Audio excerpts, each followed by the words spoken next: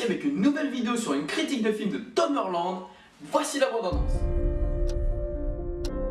Chaque seconde qui passe raccourcit notre futur. Newton? C'est pas à moi. Quoi? Le pins, j'ai jamais eu de... S'il existait un endroit, Papa, regarde ça, je te dis, tu trouves pas ça bizarre? un endroit secret où rien ne serait impossible. Tu vois pas ce que je vois? Arrête, Cassie, s'il te plaît. Quand j'ai touché Spins, j'ai vu un endroit incroyable. Tu as vu un endroit secret où les meilleurs et les plus brillants d'entre nous se sont réunis pour changer le monde. Nous cherchions quelqu'un comme toi depuis très longtemps. Pourquoi? Qu'est-ce qui s'est passé là-bas? Une catastrophe? Ils t'ont suivi? Qui ça? Vite! Allonge-toi!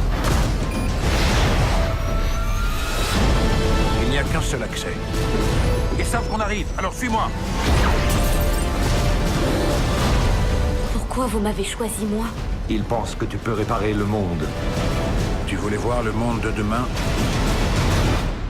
Tu y es. Accroche-toi!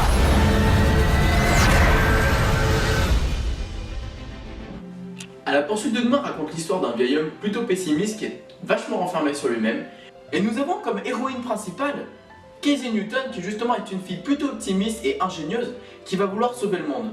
Leur passion commune, la science qui va justement les réunir dans une course infernale. Pour finir, il y a aussi une petite fille Athéna que je ne vais pas vraiment vous expliquer un peu à quoi elle sert et pourquoi elle est là. Je n'ai absolument pas envie de vous spoiler, donc je vous laisserai la découvrir.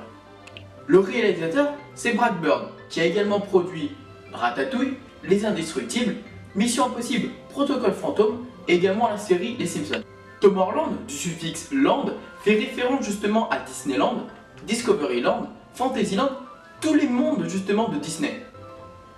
Et évidemment, on va plus se pencher sur le Discoveryland, qui est le thème principal du monde futuriste. Nous allons maintenant voir les références qu'il y a de Disney dans ce film. Donc dès les premières minutes du film, nous allons pouvoir voir It's a Small World, qui est justement une porte d'accès du monde futur. On va voir énormément de monorails et de fusées qui font tout de suite penser à Space Mountain, mais également des fusées d'Orbitron et les véhicules d'Autopia. Notre monde et l'univers geek étaient le moment parfait justement pour introduire deux autres attractions. Dans le magasin Blast from the Past, où justement va se rendre Casey Newton, nous allons retrouver l'univers Star Wars, et justement Star Wars c'est évidemment Star Tour, ainsi qu'une attaque au pistolet laser où le style et le bruit sont identiques à ceux de l'attraction Buzz Lightyear Laser Blast. Nous pouvons voir dans cette séquence que le décollage est similaire à celui de Space Mountain. Les créateurs du monde de demain sont ni plus ni moins que les visionnaires du 19e siècle.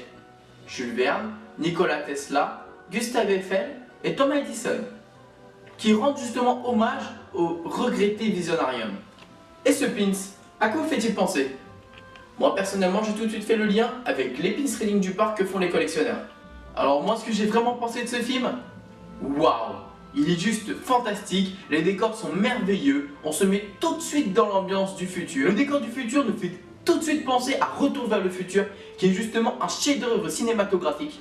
En contrepartie, nous avons le futur qu'on imagine maintenant, c'est-à-dire dévasté par l'homme. Merci à tous d'avoir regardé cette vidéo, et surtout n'hésitez pas à commenter, liker et partager sur les réseaux sociaux si ça vous a plu.